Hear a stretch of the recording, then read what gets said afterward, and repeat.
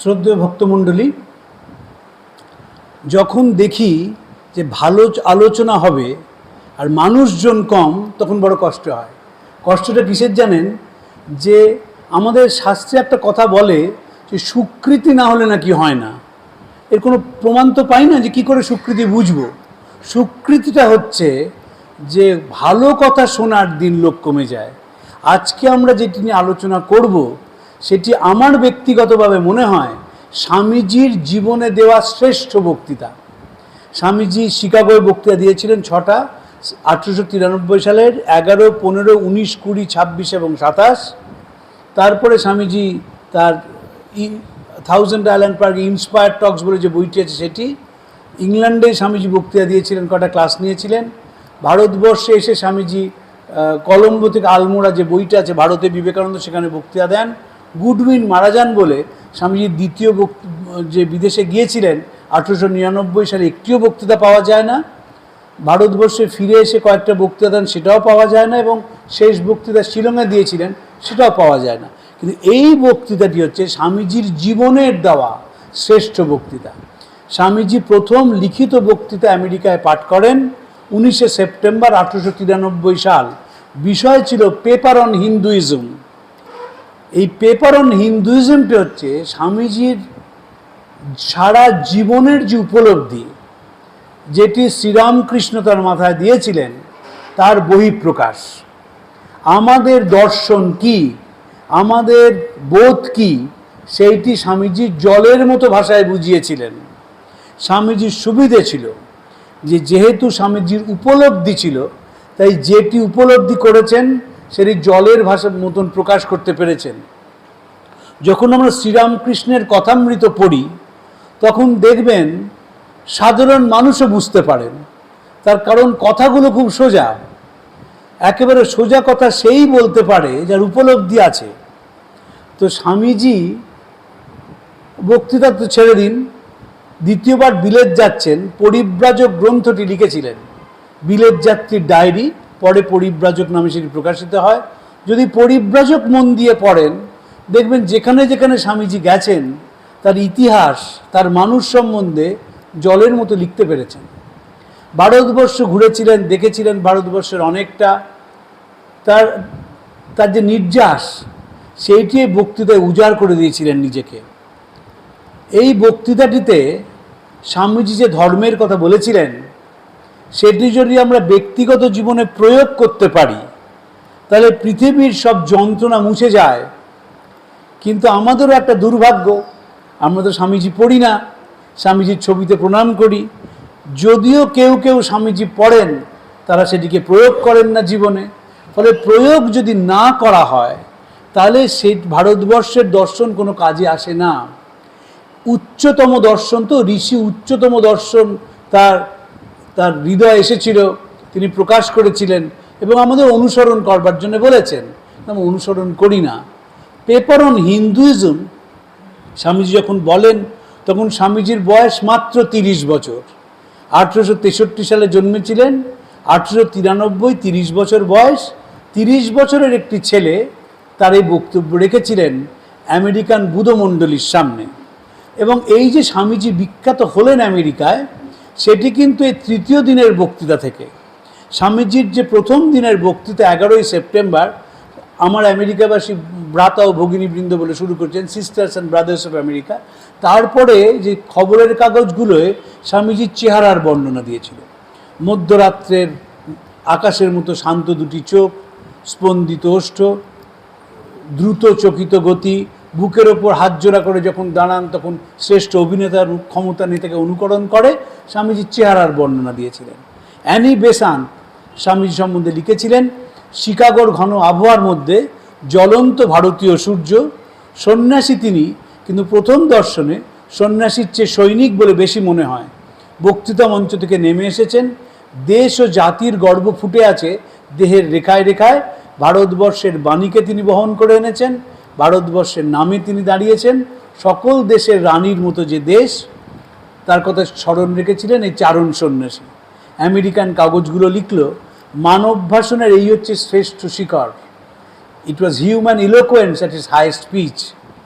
সেই লোক প্রথম লিখিত বক্তৃতা পাঠ করছেন এবং শিকাগোয় ছড়িয়ে পড়েছিল যে ব্যতিক্রমী মানুষ। তখনকার যে ল্যাম্পপোস্ট সেখানে স্বামীজির ছবি টাঙানো, এবং যারা বক্তব্য শুনছেন সেই ছবি বাড়িতে ছিঁড়ে নিয়ে যাচ্ছেন, তারা মনে করছেন এই ছবি বাড়িতে রাখলে শান্তি আসবে। কেট স্যানবোর্ন তিনি স্বামীজির ছবি ছাপিয়েছিলেন, তিনি রাত্রিরে লোক লাগিয়ে ছবি সরিয়ে দিচ্ছেন যাতে এই ছবি ছিঁড়ে পড়েছে, কিছু রাস্তায় পড়ে রয়েছে এরকম যেন তাকে দেখতে না হয়। সেই রকম একটি ছবি কলকাতায় আছে, আমার দেখার সৌভাগ্য হয়েছে। সেটি শিকাগোর স্বামীজির মূল ছবি, তখনকার যে শ্রেষ্ঠ কাগজ তাতে ছাপানো। এবার প্রসঙ্গে চলে যাই শিকাগো ধর্ম মহাসভার সেই 19শে সেপ্টেম্বরের বক্তৃতায়, প্রথম লিখিত বক্তৃতা। এই বক্তৃতাটিতে স্বামীজি সব ভারতীয় ধর্ম সম্বন্ধে বলছেন যে আমাদের যে ধর্ম, আমরা প্রত্যক্ষ অভিজ্ঞতায় বিশ্বাস করি। স্বামীজির অপূর্ব ইংরেজি ছিল তো, স্বামীজি বলছেন যে a man May believe in all the churches in the world, he May carry on it head all the sacred books ever written. He may baptize himself in all the rivers of the earth. But if he has no perception of God, I shall class him with the rankest atheist. আমরা ধর্ম বলতে সাধারণভাবে পুজো অর্চনা বুঝি, কিন্তু ধর্মের একটা বৃহত্তর দিক আছে। সেটি ধর্মের দর্শন, সেটি ধর্মের বোধ, যেটি স্বামীজি প্রচার করতে চেয়েছিলেন। আমরা এখনকার দিনে ধর্ম বলতেই বুঝি যে একটা হই হুল্লোড়ের মধ্যে দিয়ে একটা বাহ্যিক অনুষ্ঠান পালন করা। স্বামীজির তা ছিল না। তাই বলছেন যে একটি মানুষের যদি প্রত্যক্ষ অভিজ্ঞতা না থাকে, আমরা তাদের শ্রেষ্ঠ নাস্তিক বলে মনে করি।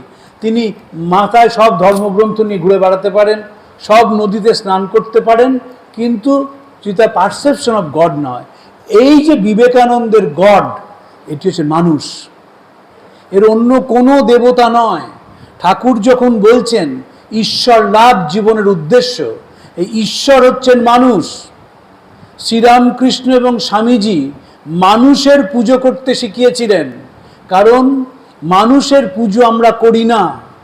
আমরা যে দেবতার পুজো করি সেই দেবতা আমার সঙ্গে কথা বলেন না।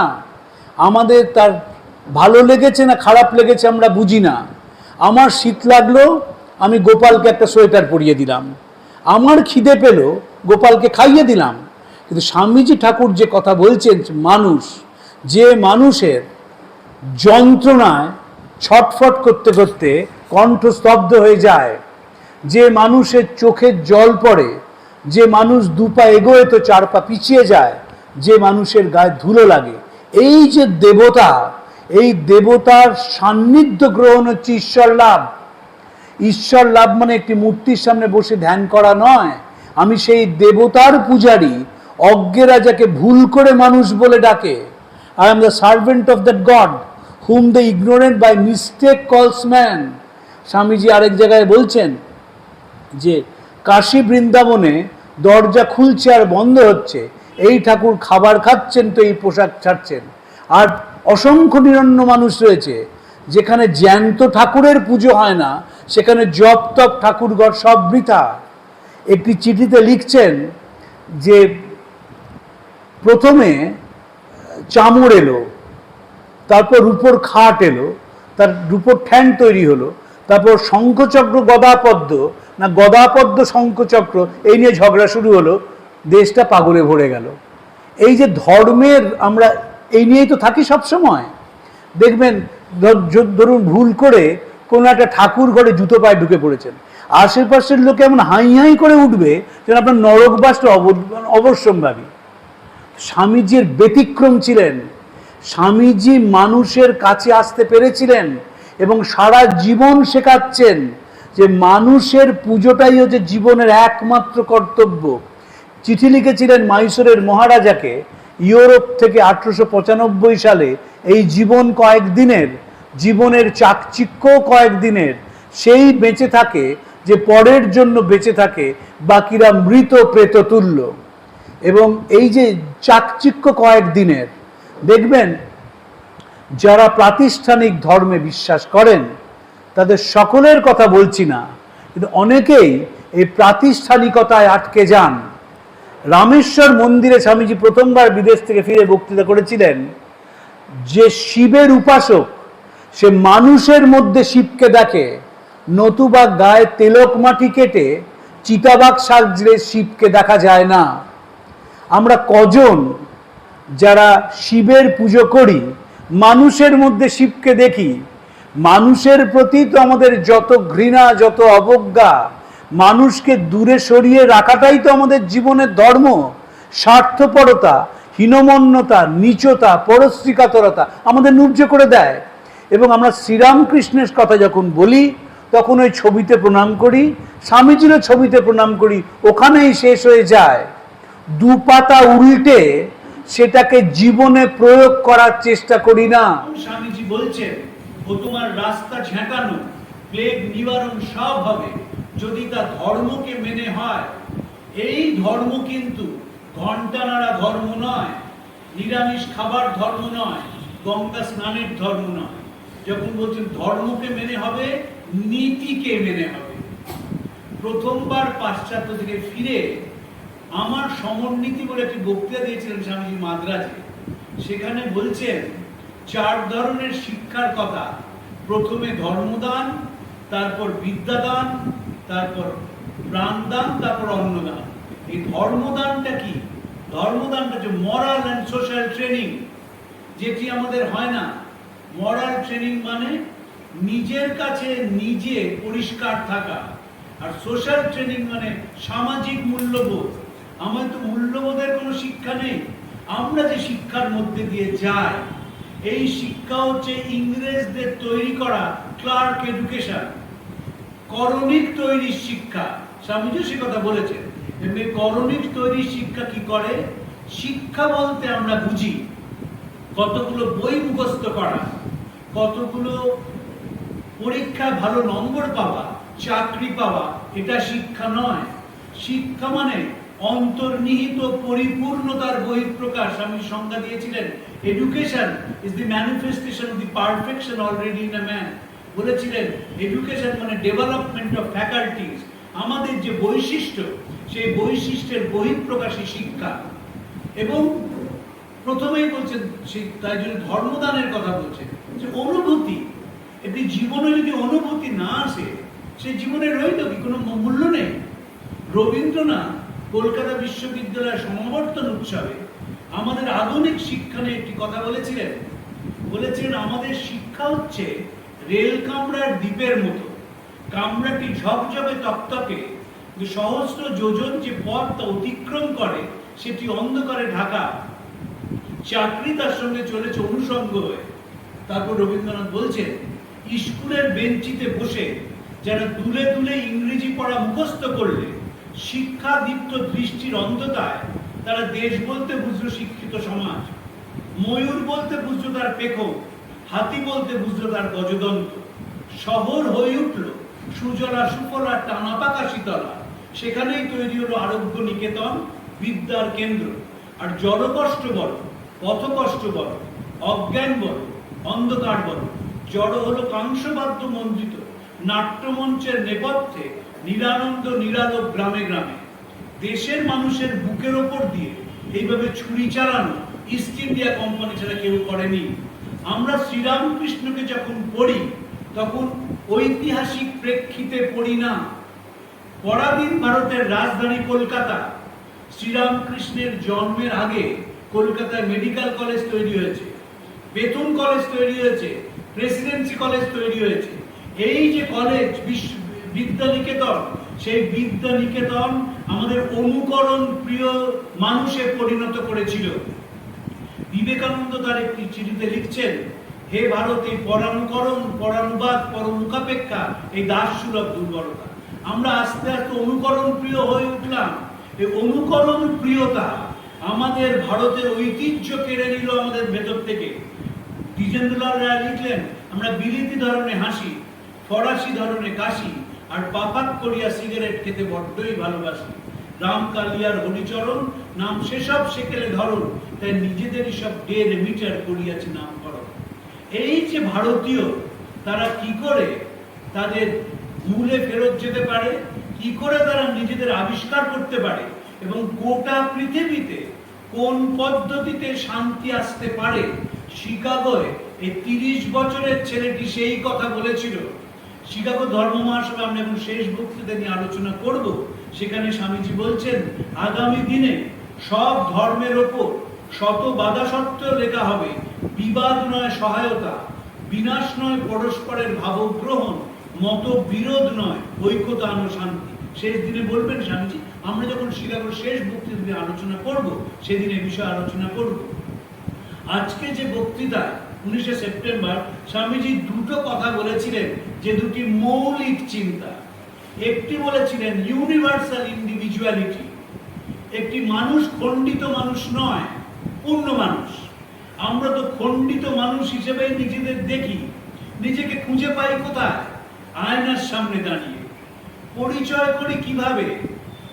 পিতার পরিচয়, স্বামীর পরিচয়, পুত্রের পরিচয়, কন্যার পরিচয়, আমাদের পরিচিতি। কখনো নিজের মধ্যে ডোববার চেষ্টা করি না। কিন্তু মানুষ যখন নিজেকে আবিষ্কার করে, মানুষ যখন নিজেকে খুঁজে পায়, তখন সেই মানুষ কখনো অহংকারী হয় না। তখন সেই মানুষ পরের চোখের জল মোছানোটাকে নিজের ব্রত বলে গ্রহণ করে। তখন সেই মানুষ আস্তে আস্তে পৃথিবীর সম্পদ হয়ে ওঠে। আমি একজনের বই খুব পড়ি, তার নাম জিড্ডু কৃষ্ণমূর্তি। অসাধারণ লাগে আমার কৃষ্ণমূর্তি পড়তে। কৃষ্ণমূর্তি বলছেন যে একটি মানুষ যখন প্রকৃতির সঙ্গে, গাছপালার সঙ্গে, ইতর প্রাণীর সঙ্গে নিজেকে যোগ করে নেয়, তখনই তার জীবন সার্থক হয়ে ওঠে। সনাতন ভারতবর্ষ বারবার এই কথা বলেছে, তুমি সকলের মধ্যে নিজেকে আবিষ্কার করো। শ্রী ভগবান গীতায় বলছেন যে সকলের মধ্যে আমাকে দেখে, আমার মধ্যে সকলকে দেখে, সেই আমাকে প্রাপ্ত হয়।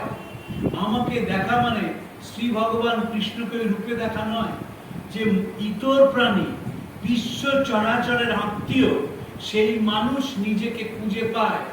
আর যতক্ষণ অহংকার থাকে ততক্ষণ খুঁজে পাওয়া যায় না।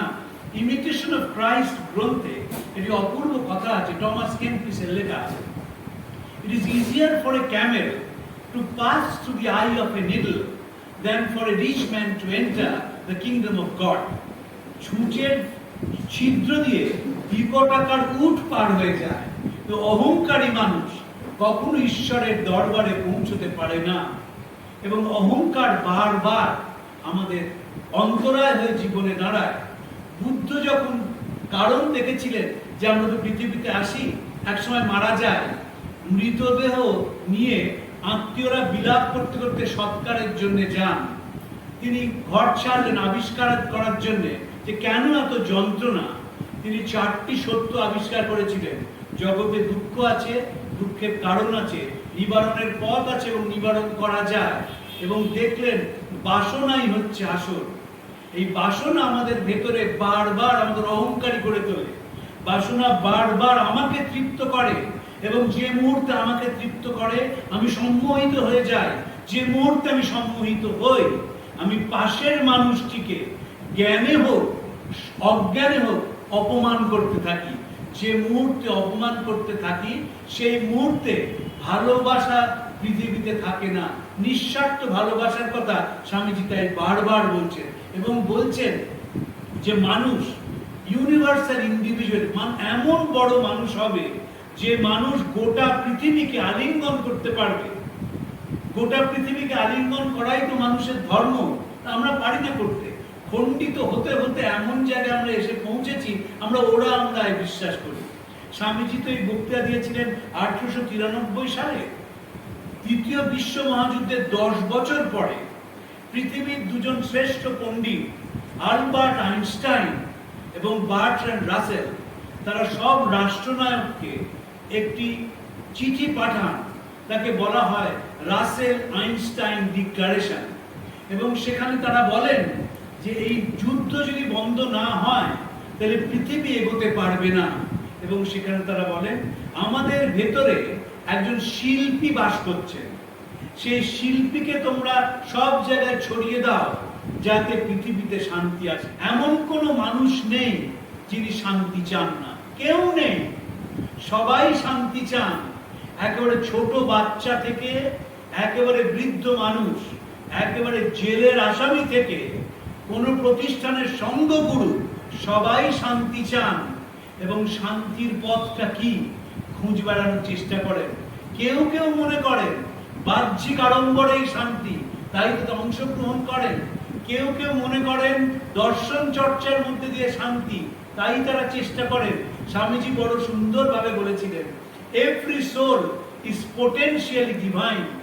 The goal is to manifest this divinity by controlling nature, external or internal. Do this either by work or worship or psychic control or philosophy, by one or more or all of these, and be free. This is the whole of religion. The doctrines or dogmas, the rituals or texts, the temples or forms are but secondary details. প্রত্যেকটি মানুষ সতত পবিত্র এবং গোটা জীবন সেই পবিত্রতা বহিঃপ্রকাশের চেষ্টা, হয় পুজো, হয় কাজের মধ্যে দিয়ে, নয় পুজোর মধ্যে দিয়ে, নয় দর্শন চর্চার মধ্যে দিয়ে, নয় একটি বা সবকটির মধ্যে দিয়ে। মূল কাজ হচ্ছে নিজেকে মুক্ত করে ফেলা। Doctrines or dogmas, rituals or texts, temples or forms are but secondary detail. মুক্ত করে ফেলা, অক্ষমতা থেকে, সীমাবদ্ধতা থেকে, ত্রুটি থেকে মুক্তি। আমি একরকম, আমি কাল পাল্টে গেলাম, আরো সূক্ষ্ম হলাম। স্বামীজি বলছেন তুরি বাজাও, ভেরি বাজাও, ব্যান্ড বাজাও, এগিয়ে যাও। No point looking behind, forward forward. বারবার তিনি এই কথা বলছেন যে নো পয়েন্ট লুকিং বিহাইন্ড। গতকাল কি হলো সেটি ভাবতে যেও না, তুমি এই মুহূর্ত থেকে জীবনটাকে ভাবতে শুরু করো। একজন বিখ্যাত দার্শনিক আছেন, তার নাম এখার্ট টোলে। তার বিখ্যাত বই রয়েছে দি পাওয়ার অফ নাও। শ্রী ভগবান অর্জুনকে বলছেন, যে গান্ডীবটি অর্জুন ফেলে দিলেন, বলে লড়াই করব না, তখন শ্রী ভগবান বললেন যে পণ্ডিত, সে যা হয়ে গেছে আর যা হয়নি তা নিয়ে ভাবিত নয়, সে বর্তমানে থাকে। স্বামীজি বর্তমানের কথা বলছেন। শিষ্য শরৎচন্দ্র চক্রবর্তীকে বলছেন যে যদি বেদান্তে বিশ্বাস করি, মানুষকে গিয়ে বল যে তোমার মধ্যেই সেই শক্তি, এই তোমার মধ্যেই সেই শক্তি, মানুষকে সেইটি বলাই যে বিবেকানন্দ চর্চা। যে মানুষ ভেঙে পড়েছে, যে মানুষ নিজের ওপর বিশ্বাস হারিয়ে ফেলেছে, যে মানুষ দু পায়ে তো চার পা পিছিয়ে যায়, সেই মানুষকে জীবনের মূল স্রোতে নিয়ে আসাটাই হচ্ছে ধর্ম। জোসেফিন ম্যাকলাউড বিবেকানন্দের বন্ধু ছিলেন। বিবেকানন্দকে দেখে নিজের বয়স গুনতে শুরু করেছিলেন। জোসেফিন ম্যাকলাউড লিখেছেন যে আমি যখন কোনো মানুষ বিপদে পড়ে সেখানে যাই এবং তাদের কাছে ভালো কথা শোনানোর চেষ্টা করি। ভালো কথা শোনানোটাই হচ্ছে ভক্তের প্রথম লক্ষণ। যারা ভক্ত বলে মনে করেন নিজেদের, তার কাজ কি? তার কাজ হচ্ছে হরি কথা মানুষের কাছে পৌঁছে দেওয়া, স্বামীজির কথা শোনানো, যাতে জীবনটা মসৃণ হয়। কত মানুষের কত দুঃখ, যত সভ্যতা সূক্ষ্ম হচ্ছে, যত সভ্যতার দিন এগোচ্ছে, তত স্ট্রেস অ্যান্ড স্ট্রেন বাড়ছে নানা রকমের। এই স্ট্রেস থেকে বাঁচার উপায় কি? দুটো মাত্র উপায়। এক, নিজেকে বিশ্বাস করা, আর ভালোবাসা দিয়ে মানুষকে ঘিরে ফেলা। আমরা কিছুতেই করতে পারি না। আমরা রাস্তায় কিছুতেই আমরা অন্ধ মানুষকে রাস্তা পার করতে পারি না। আমি প্রত্যেক সপ্তাহে পিছনে বসে রয়েছেন সুজিত চন্দ্র বন্দ্যোপাধ্যায়, আমাদের বাকচক্রের মূল মানুষ, তার বাড়িতে যায় এবং তিনি থাকেন নারকেলডাঙ্গায়, স্যার গুরুদাস বন্দ্যোপাধ্যায়ের উত্তরাধিকার। এবং সেখানে যেতে যেতে আমাকে মৌলালি দিয়ে যেতে হয়। তো মৌলাদের ট্রাফিক সিগন্যাল আছে।